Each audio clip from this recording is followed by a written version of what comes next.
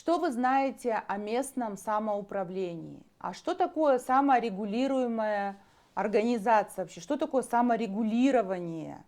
Готова ли наша власть делиться этой самой властью с гражданами?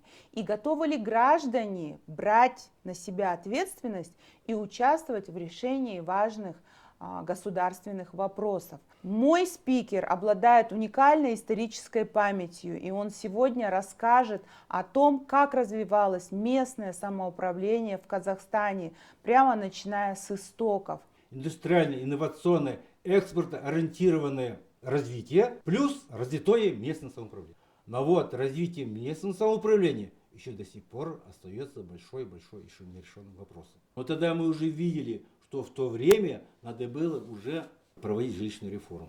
10 улиц, 10 молодых женщин возглавили эту улицу. Мы начали привлекать само население управлением своим районом. И вот они своими силами построили стадион, восстановили, отремонтировали. Я привез сюда большой практический опыт.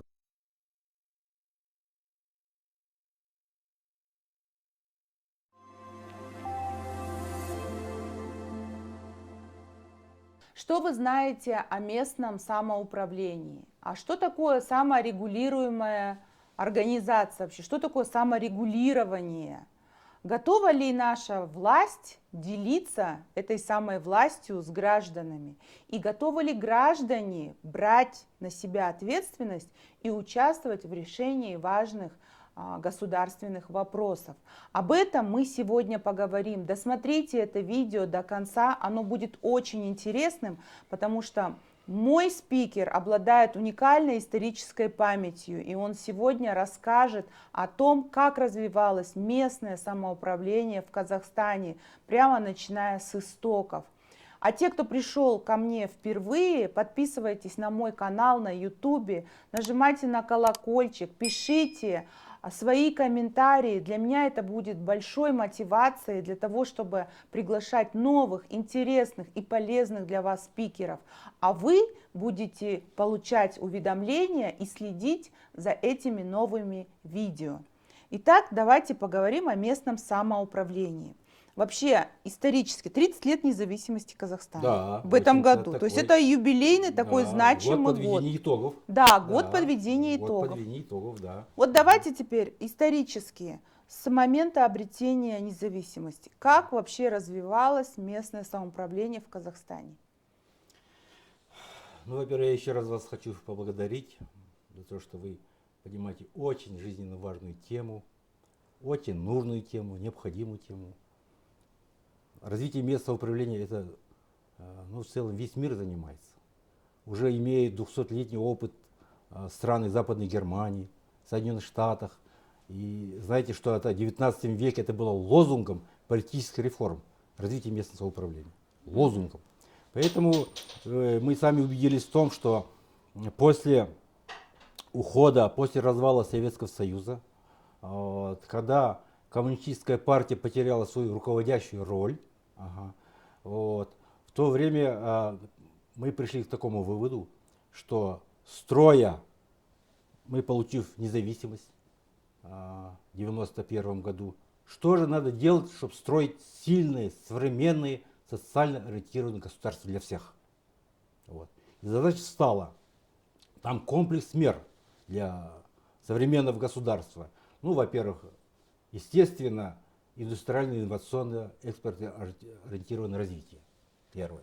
Индустриализация, так будем говорить. Второй вопрос – это демократизация нашего государства. Вот. Истинная демократизация нашего общества. Ну и ряд, множество там реформ. Но главное из них, чтобы, ну, так будем говорить, люди привыкли понимать кратко, в чем суть. Ну, допустим, вы знаете формулу Эйнштейна. Энергия – это есть масса, умноженная на ускорение. Так? Угу. Вы знаете известное выражение, мы в советской школе учились, когда Ленин, вождь пролетариата, говорил, социализм – это и есть советская власть плюс электрификация всей страны. Ну, 100 лет назад. Угу. Мы сегодня говорим, что мы строим, во-первых. Какая наша цель? Социализм мы строили уже, прошли этот путь. Коммунизм мы пытались, уже должны были жить в коммунизме, да? Но не получилось. Оказалось, это утопия. Утопическое такое. Больше тоталитарный режим мы пришли, как оказалось. Сильное современное государство для всех. Мы строим. Так, как было объявлено, и в плане нации. Ну, все мы знаем. Сильное современное государство для всех. Вот сейчас наша теория вышла, что это есть, если мы говорим кратко, как мы сказали, сильное современное государство для всех, это есть индустриальное, инновационное, экспортоориентированное развитие, плюс развитое местное самоуправление. Вот если так, в двух словах. Поэтому индустриализация, конечно, вы знаете, у нас в Казахстане была принята программа форсированного индустриального инновационного развития. Но худо-бедно индустриализация, можно считать, что в Казахстане состоялась.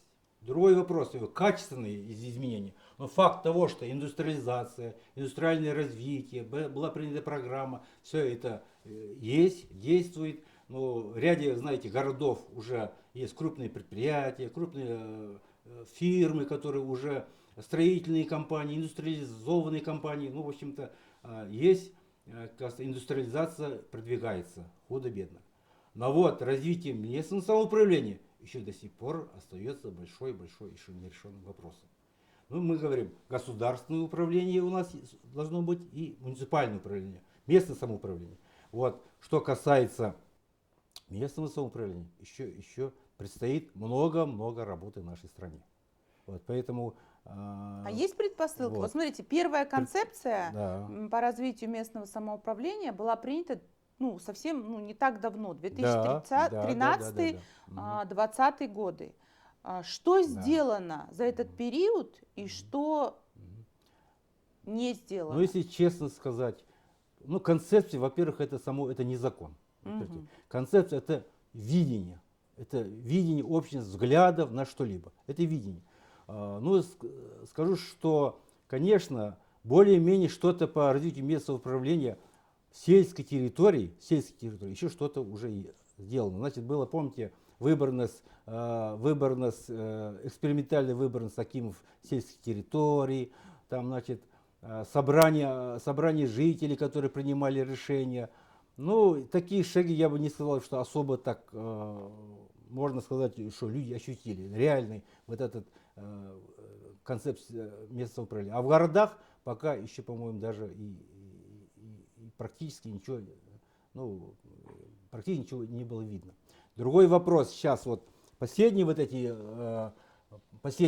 до 2020 года, да, здесь на сельской территории уже был серьезно сделан шаг. Ну, вы знаете, недавно прошли выборы всех акимов, 40% обновились акимы, население избрало себе тех, кого они считают, как говорится, нужным, или кто более-менее подходит к этим выборам. Плюс появился у них свой местный бюджет, налоги, налог на имущество, налог на землю начал оставаться в сельских территориях, налог на транспорт, там, допустим, ну и трансферты с вышестоящего бюджета. Вот. Но минусом остается то, что нет в этом селе представительного органа. То есть представительный орган, то есть имеется в виду маслихат, как в городах, то есть депутаты, маслихаты, которые утверждают бюджет. Пока ли в этом селе аким избранный, у него есть там свой бюджет, но бюджет утверждает районный маслихат. Вот. И он спускает этот бюджет, и исполнителем является аким данного села. Поэтому там тоже еще много стоит, еще таких вопросов есть. Вот. Но я считаю, что местное самоуправление у нас в стране еще недооценено. Вот. Поэтому, а есть вообще удачные, успешные исторические кейсы? Безусловно. Ну, расскажите. Вот. Если удачные такие, во-первых, очень много примеров Кустанайской области.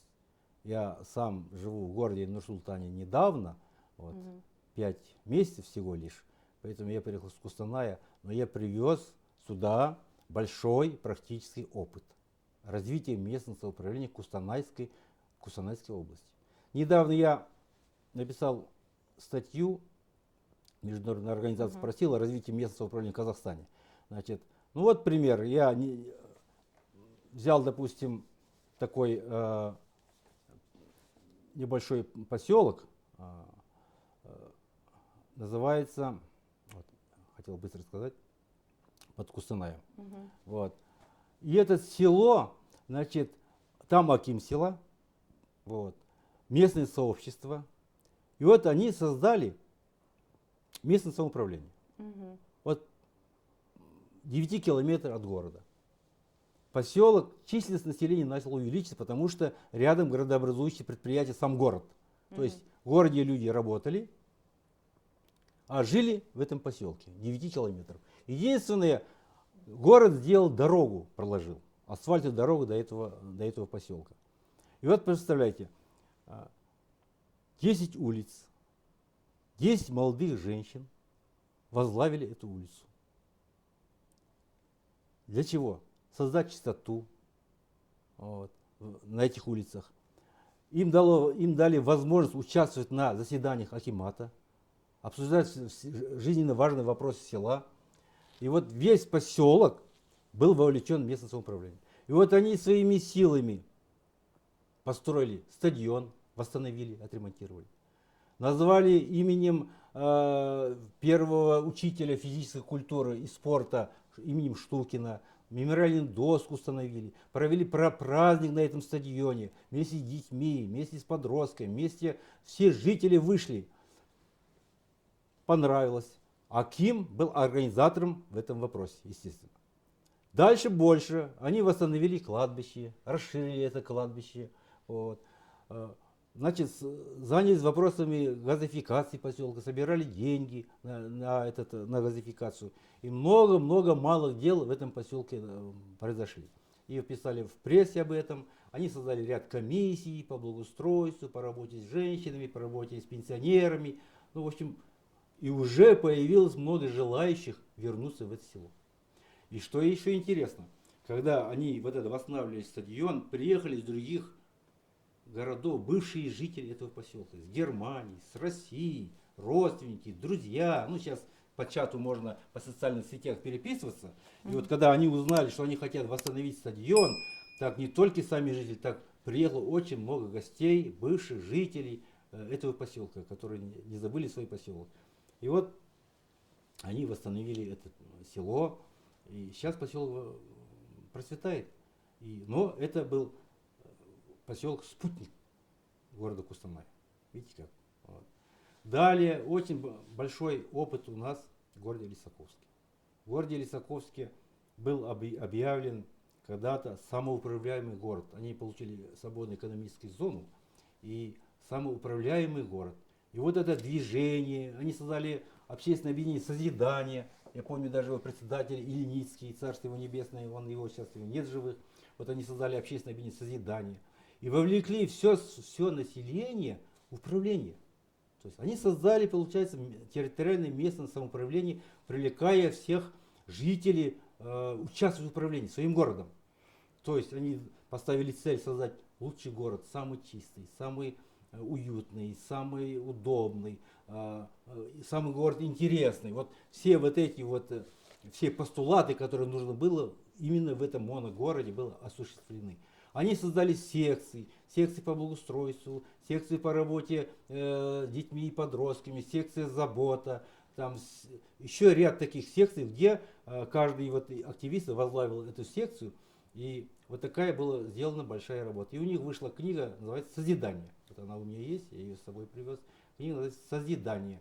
И был этот опыт тоже требует интересного изучения, большой был накоплен опыт. И первый аким города Лисаковска Рау Альберт Павлович, сейчас он депутат Мажилиса, председатель комиссии. Вот, и естественно он стал депутатом, потому что его заметили за эти заслуги. Сейчас он является председателем комиссии нашего Мажилиса. И, конечно, большой опыт – это город Кустанай, областной центр. Вот.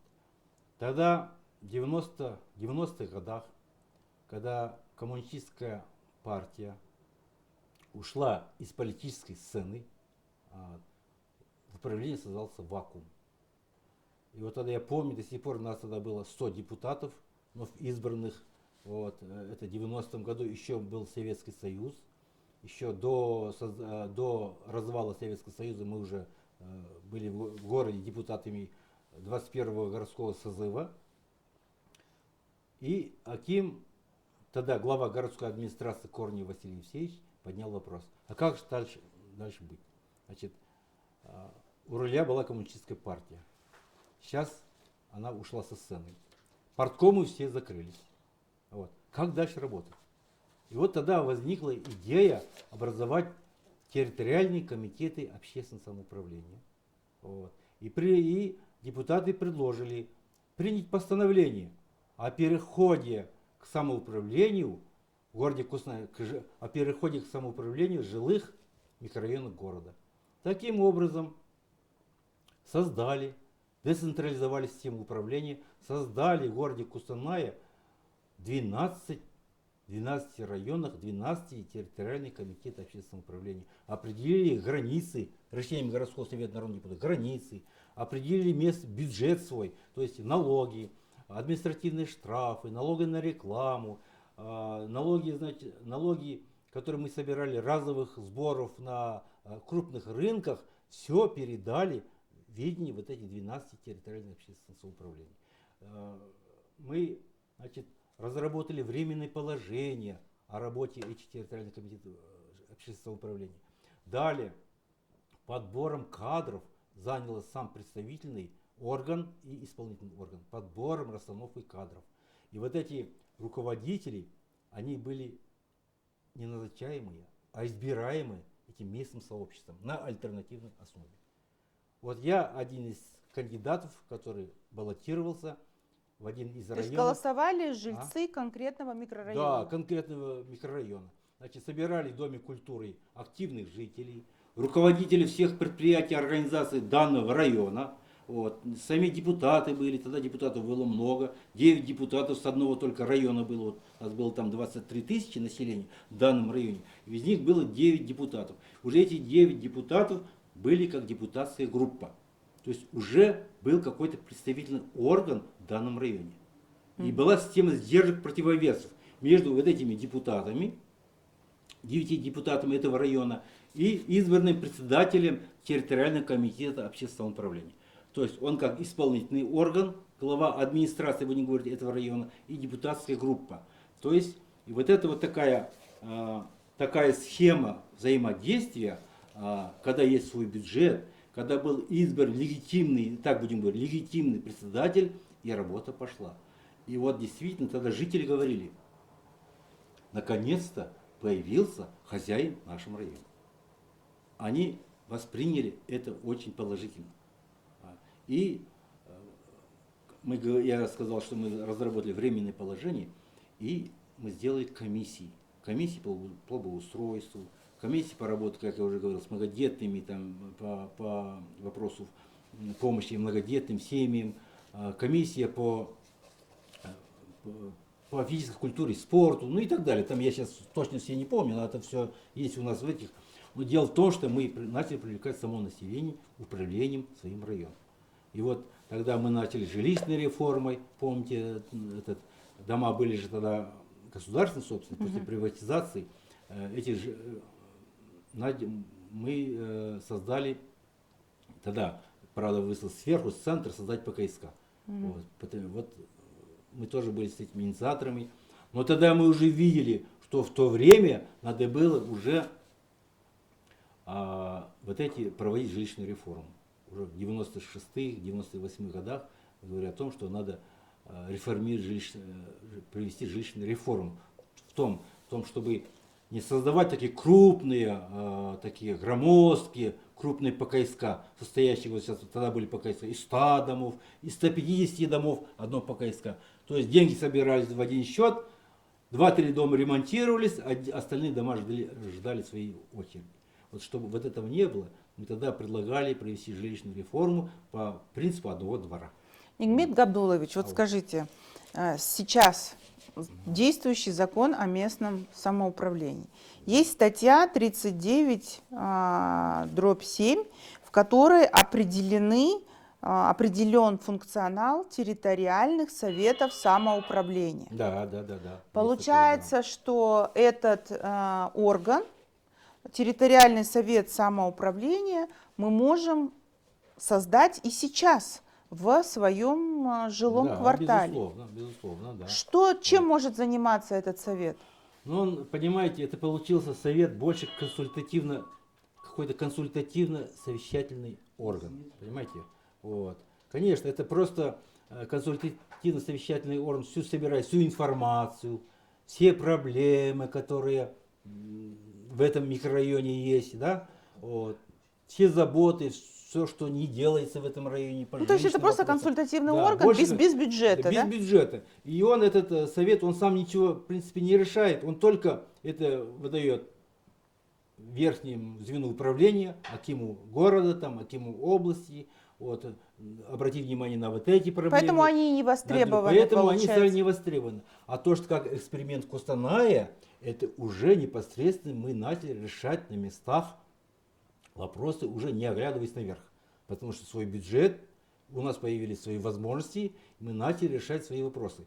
Поэтому я говорю, вот допустим, в те времена какие были приоритеты? В те времена первая наша задача стояла социальная защита населения. Потому что очень много осталось безработных, очень пенсии были очень низкие, и нам приходилось все наши бюджетные средства очень много помогать малоимущему населению. Многодетным, одиноким, престарелым, безработным. И всегда это было на контроле у акима, так будем говорить, главы городской администрации. Мы докладывали. И он говорил, чтобы ни один человек не остался без куска хлеба, ни один человек не остался под открытым небом там, или где-то что-то, чтобы меньше обездоленных людей, которые не ходили, не просили помощи, решайте на месте. И мы пришли много-много вопросов. Не только финансовую помощь оказывали, но мы работали с предприятиями, там, кому-то мукой, продуктами питания, одеждой, выявляли, писали акты обследования малоимущего населения. И очень был большой приоритет в этом направлении. Вот. Что еще? По благоустройству много работы. А вот скажите, ну вот сейчас у нас текущее наше законодательство предусматривает форму создания ОСИ, да? Да, да, да. Это как бы тоже инструмент такой все-таки самоуправления. Да, да, безусловно. Безусловно, да. Но я проводила интервью по вопросам ОСИ вот с Виктором Корнеевичем, и он говорит, только 28% жилых комплексов создали такую форму, как ОСИ. То есть уже срок этой реформы заканчивается, а все-таки этот как бы такой институт ОСИ, он оказался невостребованным. То есть население не поняло, для чего ему вообще создавать ОСИ, потому что только 28% из всех жилых комплексов создали свою ОСИ. Потом у нас есть еще вопрос о СРО, да, саморегулирующей организации, которые могут взять управление над отраслью. Опять-таки, если мы посмотрим по многим отраслям, не так много СРО создано. И когда государство говорит, я готова передать свои функции, но некому мне их отдать. Что вы по этому вопросу скажете? Да. То есть готовы люди наши к самоуправлению? Да, объединение собственных имущества, это, конечно, это коммуна. Это коммуна. А что такое коммуна? Это союз мелких собственников, находящихся под одной крышей, имеющих общие цели и задачи. Вот коммуна. Это маленькая коммуна. Вот. Это, так можно сказать, это первая самая низкая административно-территориальная единица. Это маленькая клеточка в организме. Если сказать в биологии, да? Да. Маленькая клеточка организма. Вот. С этого начинается базовая основа вообще целого местного самоуправления. Вот. Это маленький фундамент, в котором зарождаются очаги самоуправления. Вот. Самостоятельность, самоуправление. Поэтому мы говорим, что переход самоуправления начинается вот с этих коммун. Ну, знаете, в Франции их 60 тысяч, что ли, этих коммун, или 48 тысяч. И во Франции, и в западных странах. Все административно-территориальные единицы коммуна.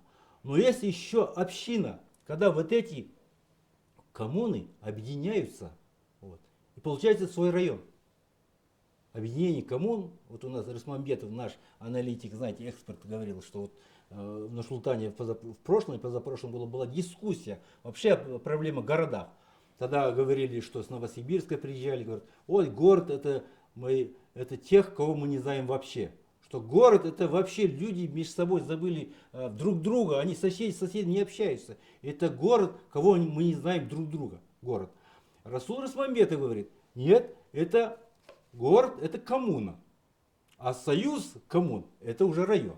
Вот. Поэтому, видите, многие эксперты заостряют внимание, оси коммуны это синоним одной объединение собственников имущества. Это, то есть союз мелких собственников для решения своих вопросов. Это содержание общеколлективной собственности, содержание своих детских площадок, содержание там, крыш, подвала и так далее, и так далее. Вот. Вот. А там уже дальше там уже следующий идет. Работа с детским населением, забота о ветеранах, там много, проведение каких-то мини-праздников там в своем вот этом коммуне. Поэтому особенно вот ярко выражено в городе Нур-Султане. Крупнее, вот я недавно живу, крупнейший МЖК. По 500-600 собственников квартир, плюс еще нежилых. Это целая крупнейшая коммуна. Вот. И вот сейчас, нет, я уже в Нур-Султане даже вижу, что люди, где сами создают себе нормальные жилищные условия, есть у них председатель избранный, есть у них совет дома, есть у них счет в банке, они саморегулируемы. И они за своих собственных денег. Видите, вот. их это реформа, получается, идет очень медленно. Очень медленно. То есть вот сознание людей в том, что им нужно объединиться и управлять своим домом, оно как бы до сих пор еще в том понимании, что им все должны. Я просто даже в соцсетях читаю, там пишут, вот у нас лифт не работает, акимат ничего не делает. Ну, вы же собственники, есть программа, вы можете предпринять какие-то механизмы для этого. Да, ну, во-первых, знаете, у нас все-таки иждивенческий подход еще остается. У нас всегда была государственная собственность, мы никогда не были собственниками. Не понимаем, что да. это, да? Во-первых, непонимание это присутствует. Второе, ну, казалось бы, да, полная свобода, только дерзай. Вы вот собственники, собрались, создали совет, избрали председателей, только дерзай. Но почему-то мало охотников находится. Во-первых, ну, нет опыта. А что это, понимаете, как? Нет знаний, нет опыта, понимаете. Даже дело не в том, что нет времени, нет, и время есть, и все есть. Но как-то у людей какой-то страх стоит. А как это выйдет? Это еще что еще? Вот. Возглавив председателя ОСИ, вот, мы не решили еще ряд других вопросов. Вы представьте, вот в своем практическом опыте, я возглавил когда-то дом, зав председателем, а дом-то был запущенный. Дом сам был запущен. Крыша текла, в подвале там тоже очень много было проблем технических. Мне не стало, я потерял покой. Звонить люди начали день и ночь. У меня то-то, у меня сосед там не дает мне спать, там, допустим, сучит там и так далее. Что-то у меня там света нет в подъезде, что-то, говорит, в подвале у меня, кто-то у меня на крыше. Стала масса проблем.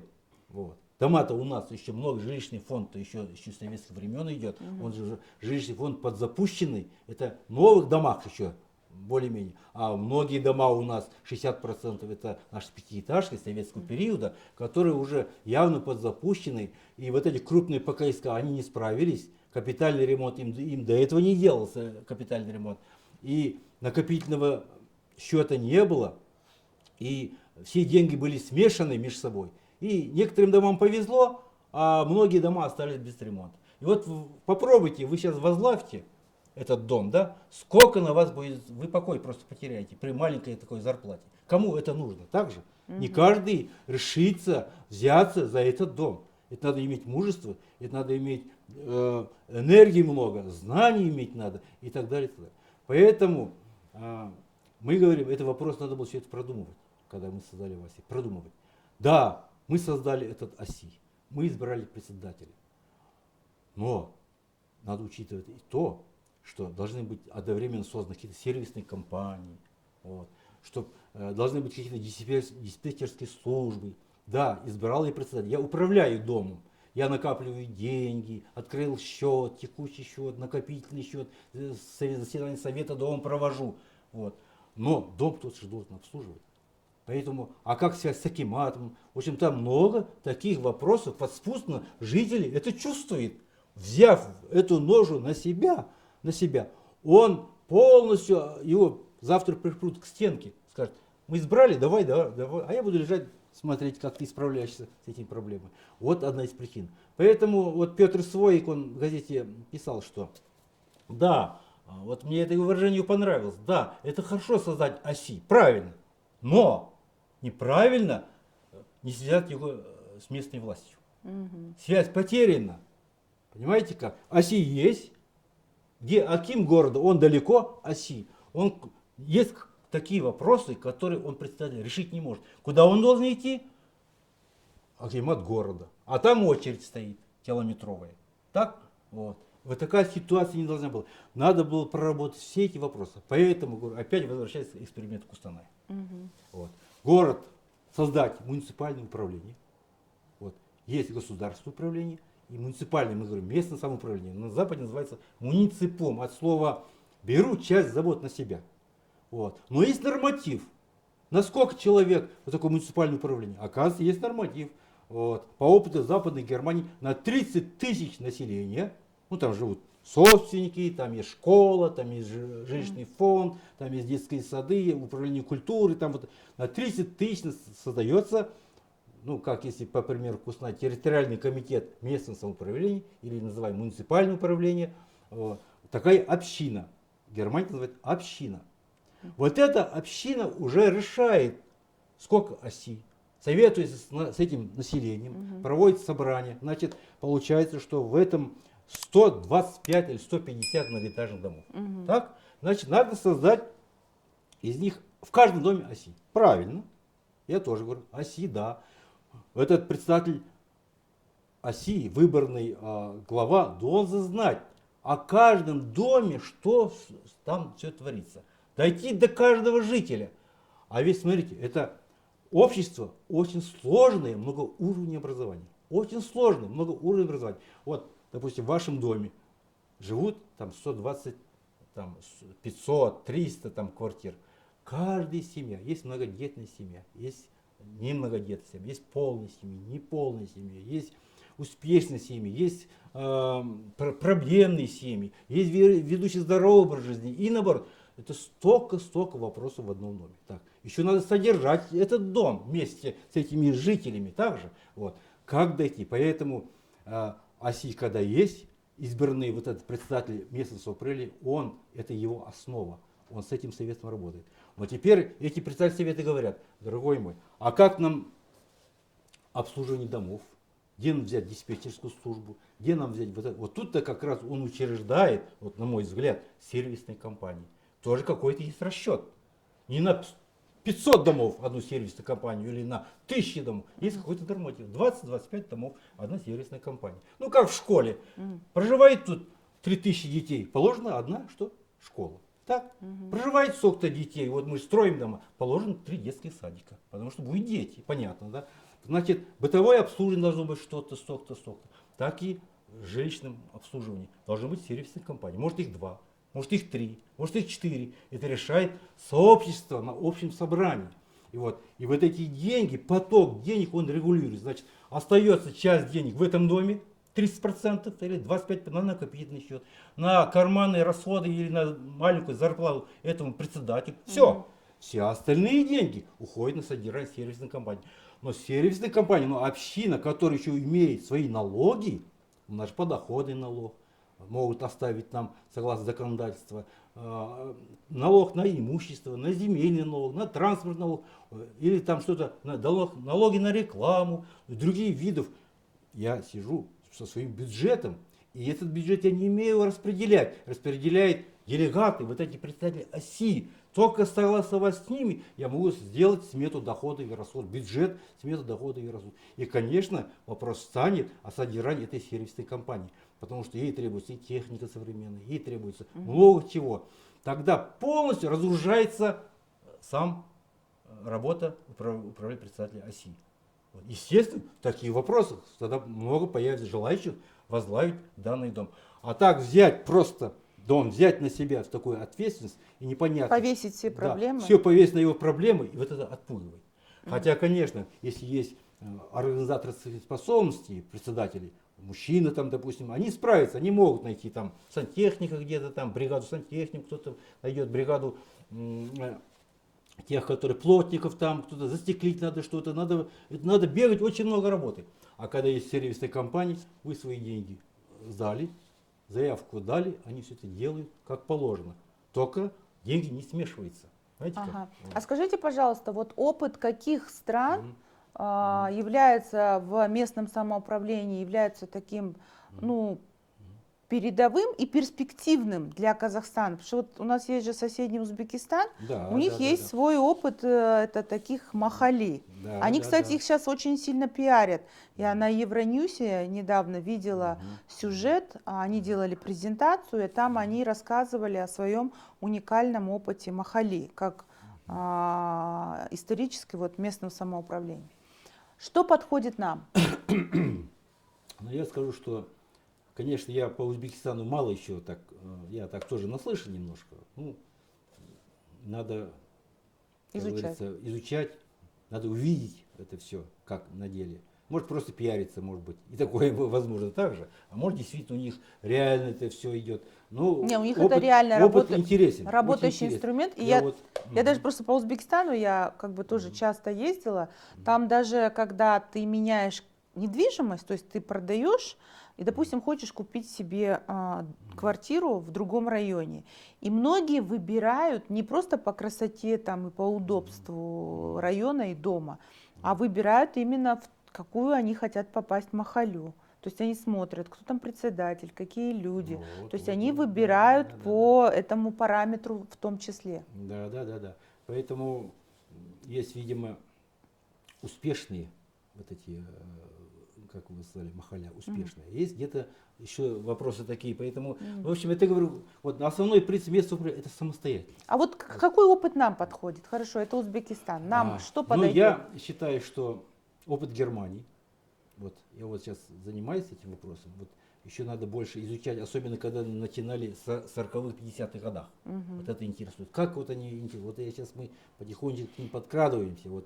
Все-таки опыт Германии... То есть послевоенные годы, да? Послевоенные годы. Тоже были разрушенные дома, знаете, деморализованное население после войны, знаете как. Ну, ситуация была крайне тяжелая у них. Ну, как они быстро восстановили, буквально за 10 лет, всю Германию. Знаете.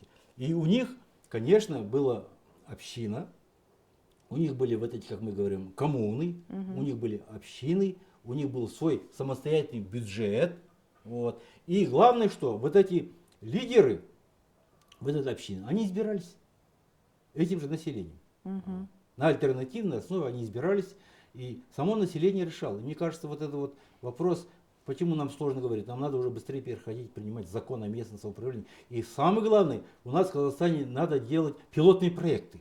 Вот, пилотные проекты, изучить. Вот, не изучать вот где-то сложно, допустим, в Германии не поедешь сейчас сразу, не так просто, допустим, или в Узбекистан попасть. Надо опробовать у себя в Казахстане, особенно в крупных, средних, малых городах, опробировать, как эксперимент взять, изучить этот опыт, и там уже все выяснится, где плюсы, где минусы. И вот законодатели только тогда могут выпустить нормальный, хороший закон о местном управлении, когда будет опробировано. А когда просто написано на всех, ну и у нас тоже, знаете, различается Южно-Казахстанская область, допустим, и Кустанайская область, вот, Алматинская область, и Атырауская область. У нас свои есть какие-то особенности и по территориальности, и по национальности, и по другим признакам, по знанию языка и так далее. Вот все эти вопросы еще надо учитывать. Изучить весь опыт и посмотреть, да, в северном как получилось регионе, как в южном регионе получилось, как в центре у нас получилось, как в крупных городах это получилось, как вот МЖК у нас в Нур-Султане. И вот вот такие как апробации сделать, вот такие эксперименты сделать, и вот изучать, опять вернуться, опять изучить, опять вернуться, а потом написать закон. А вот вы сейчас же закон же будет, ну вот он же сейчас идет работа над законопроектом. Ну пока концепция. Вы являетесь экспертом Нет, работу? я не являюсь. Вас не пригласили? Ну, я вот только и переехал, меня это, может, и не знает, хотя в Кустанае это знают многие. Но я думаю, что я свои видения, свои предложения я буду вносить. У нас есть депутаты от наших областей, с Кустанайской Вот какое у области вас и так видение? далее. Какой должен быть законопроект? Вот. Ну, Пользуясь случаем, давайте всем ну, во-первых, донесем. вот этот законопроект, ну, закон о местном самоуправлении, он, ну, как его, сходу вам, как вам сказать, но децентрализация, систему, во-первых, надо самые подходы, принцип менять. Децентрализация управления. Вот у нас Первый что? принцип, Да, да? первый принцип, децентрализация управления. Вот город, крупный областной центр возьмем, да? Там кто у нас? Президентская вертикаль, так будем говорить, которая идет до акима области, вот будем называть, в Германии это называется правительственный округ. Вот, правительственный округ доходит, вот в Германии так, доходит у них земли, потом правительственный округ. Ну, у нас будем считать, земли как такового нет, может быть, земли это регионы. Ну, Область. Вот это будем считать правительственный округ. Да, это идет вертикаль. Дальше у них идут только муниципалитеты в Германии. То есть остальное, город, поселки, села, моногорода, это муниципалитеты. Там только аким избранные, на альтернативной там основе и так далее. Там, значит, есть свой устав города, там есть свои вот, муниципалитеты, и идет, вот это называется децентрализованная система управления. Децентрализация, во-первых, должна быть. Вот. Поэтому, иначе называется, то есть государство как бы делится с управлением. Он отдает часть забот управления как муниципалитеты, муниципальное управление.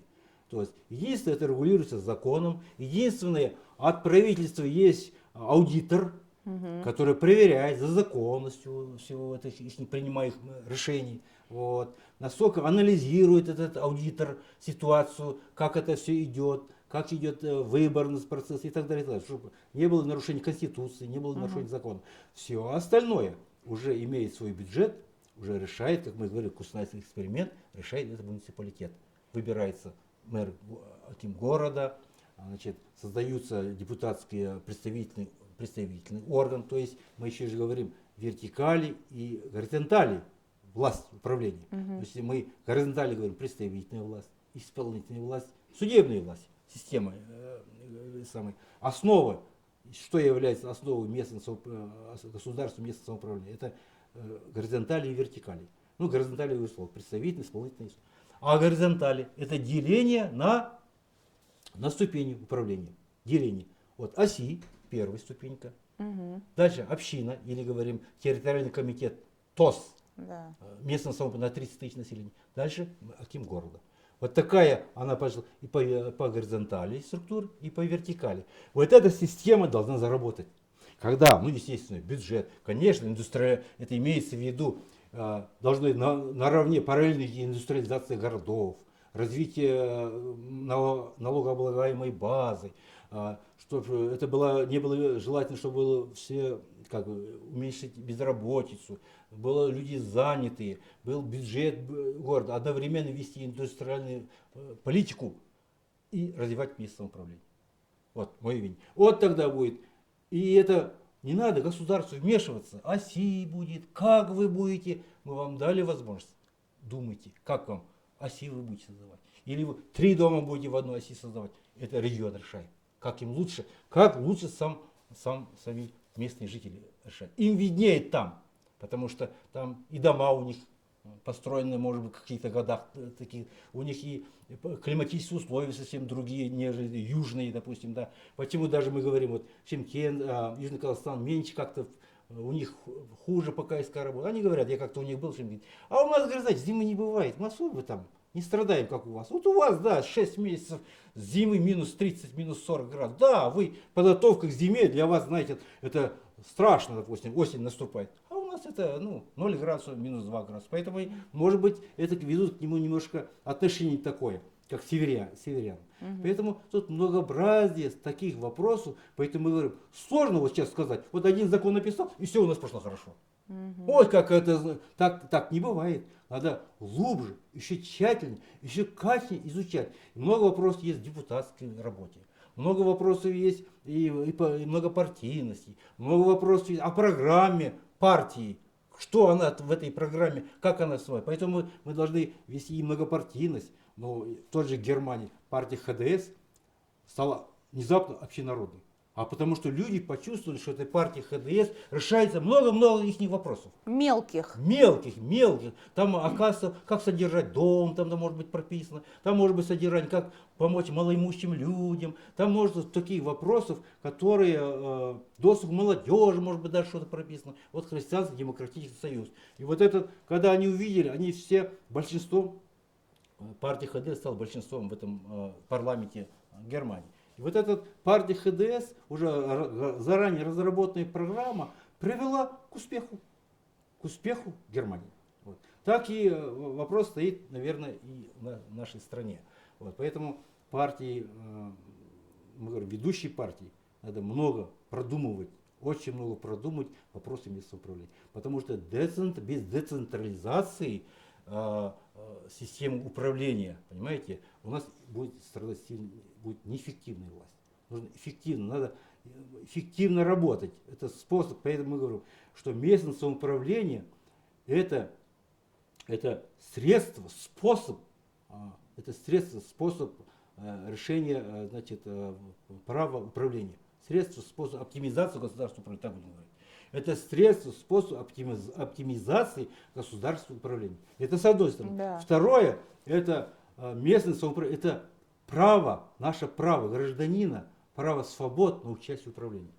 Понятно, мы не можем все сидеть там наверху, участвовать где-то там, кое-кто может быть это и может, и в парламенте, это и областном, но в основном участвовать на своей территории, вот где может человек себе проявить. Пожалуйста, участвуй вот по месту жительства, в управлении своей территорией, по месту жительства, в своем сообществе. Вот где ты свои проявляй, свои яркие, как говорится, свой как гражданина, как патриота. Создай у себя благо в своем непосредственном месте, где ты месте проживания.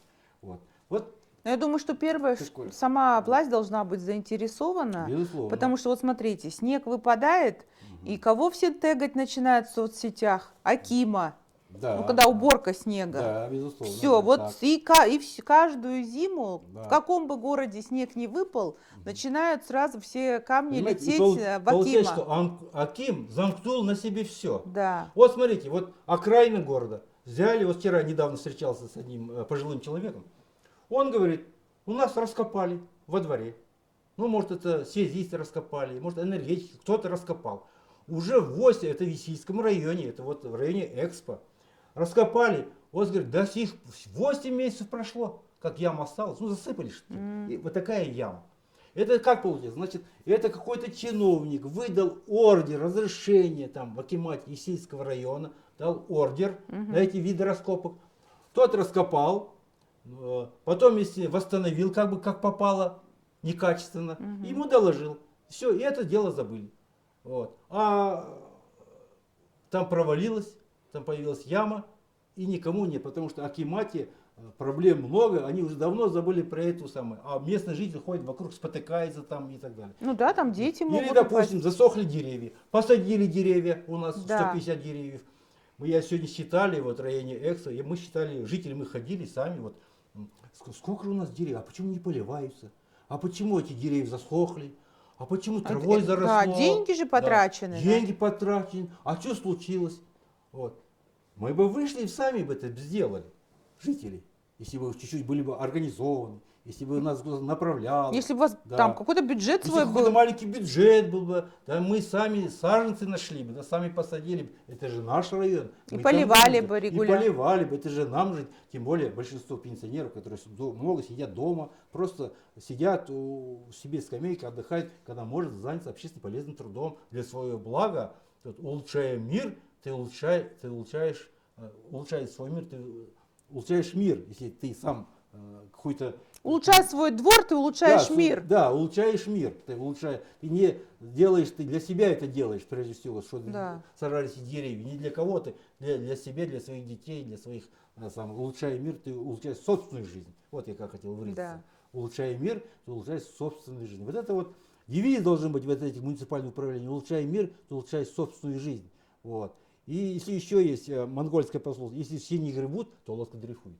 Как? Если все не гребут, Все не то гребут. если все не гребут, то лодка дрейфует. Мгм. Поэтому надо грести всем. Знаете как? Вот. И таких у меня такие разработки есть, я вам покажу, что там именно для вот этого, я, наверное, для оси написал, о том, что самостоятельность. Надо понять, что такое надо узнать такие, что такое самодеятельность. Надо, что такое самоуправление. Это все наше население не знает. А что такое самодеятельность? А что такое самоуправление, самостоятельность?